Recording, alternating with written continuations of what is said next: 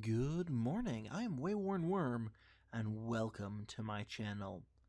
And welcome to the last episode of part 1 of The Stolen Land. This is episode 8, The Sootscales. Mikmek took the lead right outside of the tree. "This way, it's not too far, just a few miles." And as he finished saying that, he bounded off into the wild grasses, and in a very short time, all that could be seen of him was his head bobbing just above the tops of the grass. The expedition started quickly after him. It was a several-hour march through the grasses as they followed their kobold guide. All along the way, they saw evidence of the war between the mites and the kobolds. Broken weapons that fit what they had seen each side have lay in clumps here and there, mixed, where skirmishes had clearly happened. At one point, they came across an area where at least 20 mites and kobolds each had met and had apparently battled to the death. There were no bodies. It was clear that the local scavengers had taken those away, so it was hard to tell who, if anyone, won any given battle. But it was more than obvious to Lucian that there was indeed a war that was taking place in this part of the Greenbelt.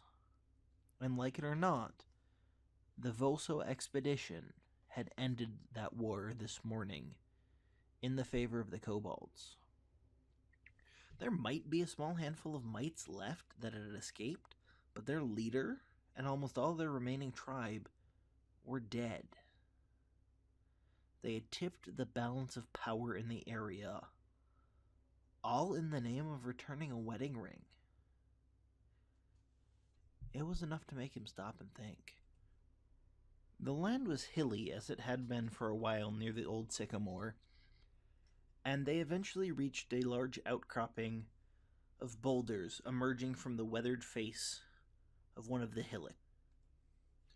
A narrow opening in the rock led into the darkness below. A fallen sign leaned against the other side of the cave entrance, and a cage made of branches and sticks sat on the other side. Mikmek ran up to the rocks and stopped at the cage, which held a mite who was clearly out there to be tortured and maybe serve as a warning for other mites, as it sat there squinting furiously against the light. And he laughed and jeered at the mite before ushering the party in as he slipped through the rocks. As they followed, Tiber stopped at the cage and said a quick prayer to Sarenrae as he gave a sympathetic look to the mite. Lucian stopped to read the sign, which proclaimed the cave to be the Oak Top Silver Mine. As they squeezed into the tunnel, they saw that Mikmek was excitedly talking to another kobold in Draconic. Mikmek eventually saw that the whole group was in and bounded over to them. "This is Nepik, and he's been keeping watch. Good news is there's nothing to report. We just have to walk through the tunnels into our main area and hand the statue over to Chief Sootscales."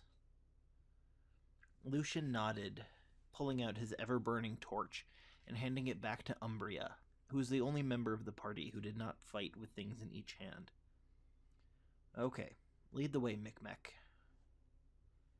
Shortly after the main entrance, they came to an area that was a very tight squeeze for everyone, including Mikmek, who explained this area was used as a choke point in case of invasion. And indeed, the guards who were stationed on either side of the 3 tight paths that lay parallel to each other made themselves obvious to the party. Lucian was glad he didn't have to fight through this death trap. Mikmek then led them through a cavern where the walls had been smeared with what appeared to be charcoal and blood to depict multiple red and black images of a looming, sharp-toothed reptilian devil. 2 low stone tables sat in the middle of the room, one of which was stained with blood. Tiber looked around the room as they were walking through it, and he knew instantly what he was seeing. He was inside a temple. The devil creature was clearly the same creature that the statue was made to look like. And he was sure the cleaner table was where the statue sat, most likely facing the other table, as blood sacrifices were made to appease the god. He could not place this god, and he thought he had never heard of it.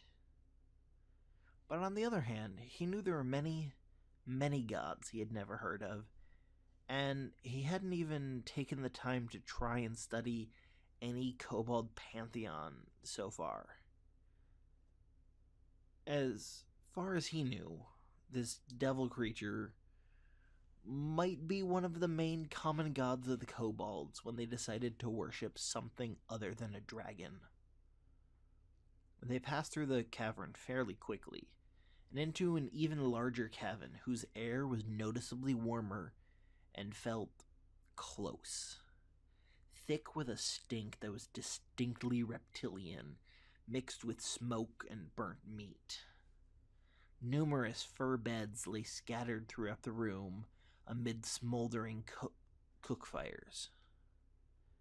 Near the south end of the cavern, a 10-foot wide alcove contained a large mound of furs framed by dozens of sticks, on which were mounted the skulls of many birds and small animals, all smeared with ash.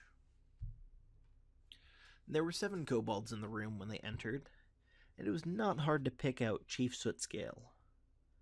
Although his scales were dark gray, like most of his tribe, he held a femur in one hand that was clearly reinforced to be a club, and a staff in the other.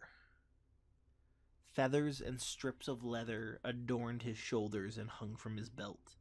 He had a large nose ring and several gaudy necklaces, including a tooth necklace. And the entire picture was finished by a skull he wore as a helm.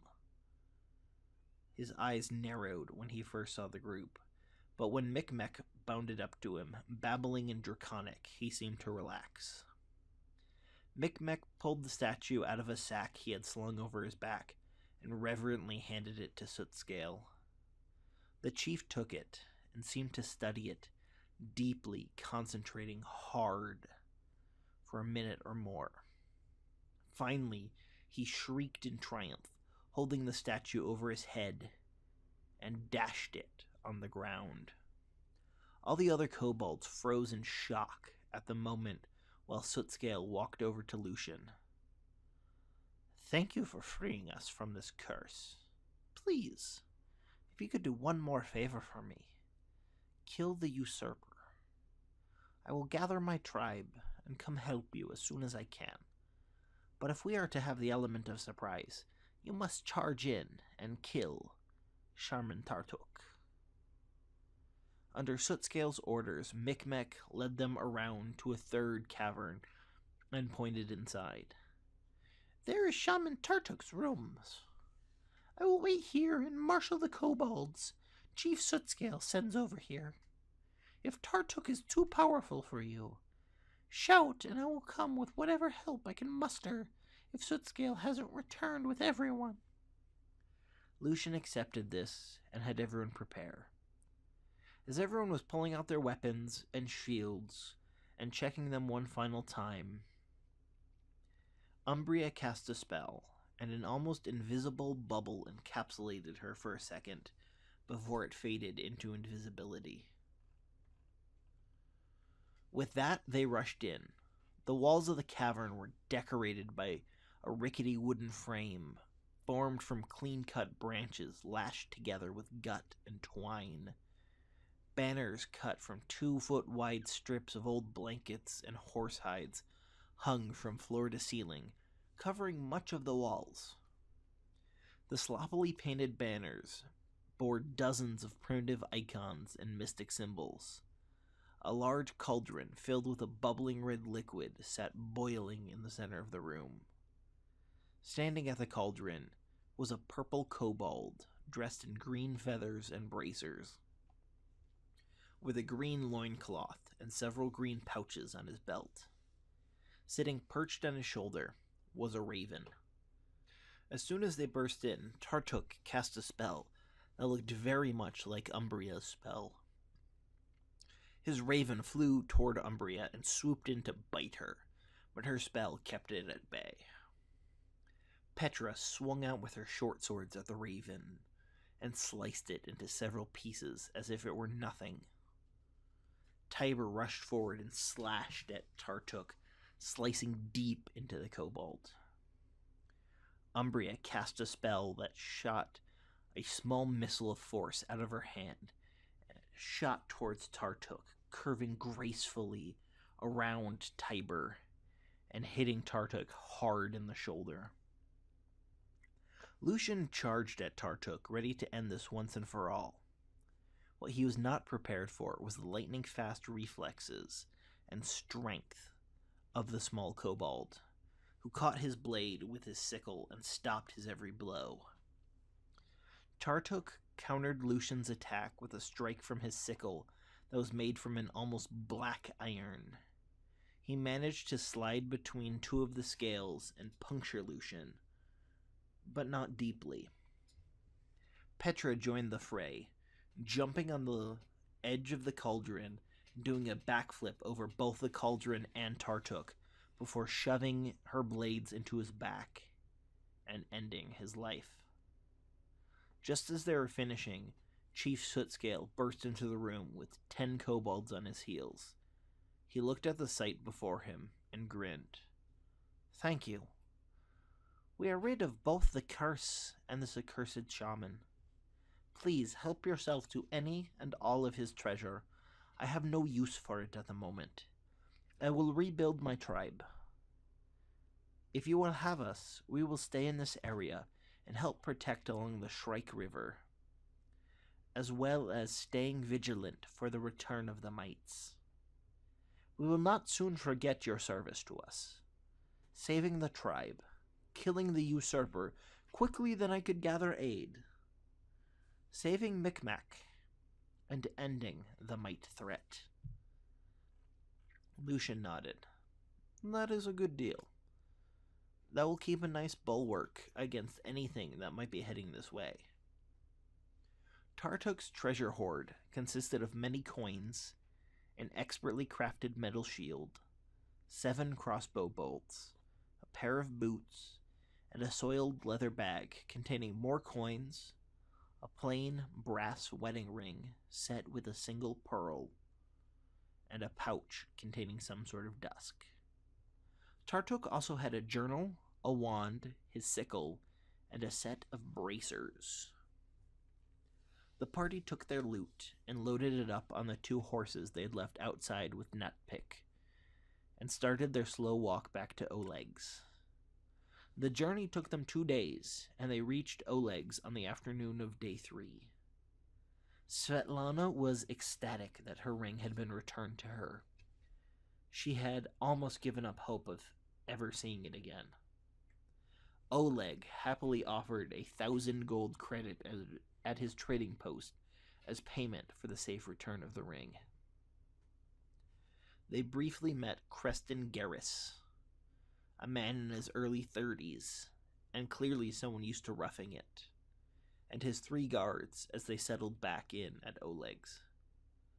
"Greetings, I'm Creston Garris. Oleg has told me much about you, although it seems as though we've missed each other on several occasions. I'm glad to finally meet you. I see you have taken multiple prisoners already, and I was wondering if I might trouble you for one more. I've been a mercenary for many years now. There's a man I used to work with about a year ago. He's a Vorsian man named Falgrim Sneeg. One night, as we slept, Falgrim robbed the entire camp of all valuables and made off into the night. Since settling in here and interrogating your prisoners, I have found there's a bandit working in this area who matches Falgrim's description. If you come across him in your travels, and bring him back to me alive to stand trial in Restev, I would be most grateful, and we'll see to it that you're happily compensated. We most certainly will keep that in mind, Lucian said, in way of accepting. Thank you so much for listening to episode 8 of The Stolen Land. The 9th episode will be airing on Saturday, March 17th, St. Patrick's Day. And make sure you tune in to that. And tune in tomorrow for the next episode of Curse the Darkness.